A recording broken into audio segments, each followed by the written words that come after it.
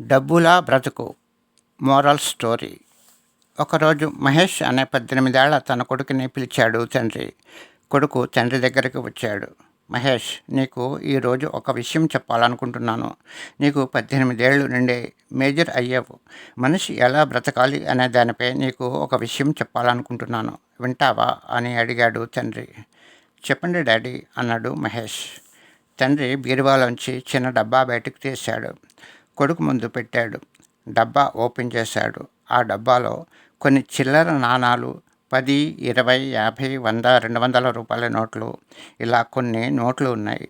వాటిలోంచి ఒక్కొక్కటి తీసి మహేష్కి చూపిస్తూ చెప్పడం ప్రారంభించాడు తండ్రి. చూడు, ఈ 10 రూపాయల నోటు 10 ఏళ్ల క్రితం నాటిది. నీకోసం ఈ డబ్బాలో దాచిపెట్టాను. నోటు పాతదే అయినా ఇప్పుడు చెల్లుబాటు అవుతుంది. ఇదిగో చూడు, ఇది 20 రూపాయల నోటు, బాగా మకిలి పెట్టి ఉంది. ఈ 50 రూపాయల నోటు చూసావా? నోటు కొంచెం చెరిగింది.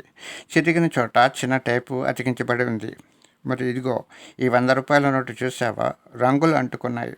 బహుశా ఏదో ఒక పండుగ రోజునో పూజల్లోనో దీనిని వాడి ఉంటారు.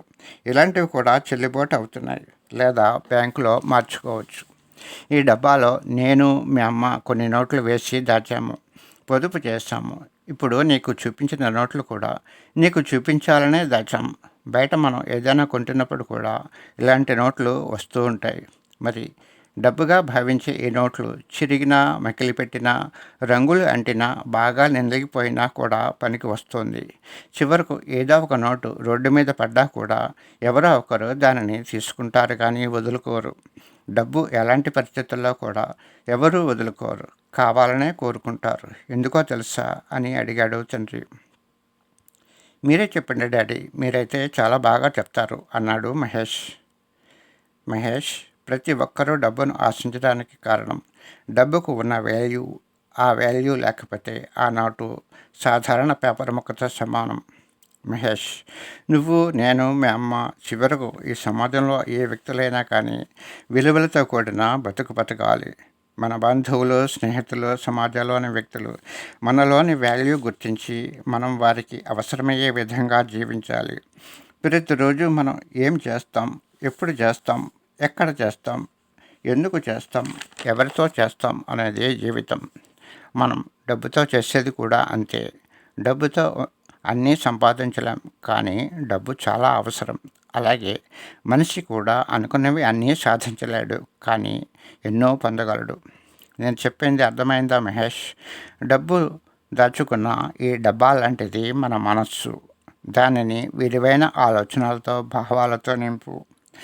మనకు ఎన్నో సమస్యలు వస్తాయి, బాధలు పడాలి, మనస్సు ముక్కలపోయేంతగా ఆందోళన కలుగుతుంది. అన్నిటినీ స్థిర చిత్తంతో భరించాలి, ముందుకు సాగాలి. మన వాల్యూ కోల్పోకూడదు. డబ్బుతో మనం ఏం చేయగలం అనుకుంటామో అదేవిధంగా మన నైతిక విలువలతో, మోరల్ వాల్యూస్తో అందరినీ ఆకట్టుకోగలగాలి. అనుకున్నది సాధించగలం. కాబట్టి మనం చాలా సంపాదించి ధనవంతులు కావడం ఎంత ముఖ్యమో మనీకి ఉన్న వాల్యూలాగా బతకడం కూడా అంతే ముఖ్యం. మన ఆలోచనలు, నిర్ణయాలే మనల్ని నడిపిస్తాయి. కాబట్టి డబ్బుతో సమానమైన విలువ గలవాడిగా జీవించు. జీవితం డబ్బు లాంటిది. తండ్రి చెప్పిందంతా విన్నాడు మహేష్. డాడీ, చాలా మంచి విషయం చెప్పారు. మీరు చెప్పినట్లుగానే మనీకి ఎంత వాల్యూ ఉందో అలాంటి వాల్యూస్తో జీవించడానికి ప్రయత్నిస్తాను. నా ఫ్యూచర్ని బాగు చేసుకుంటాను అన్నాడు మహేష్.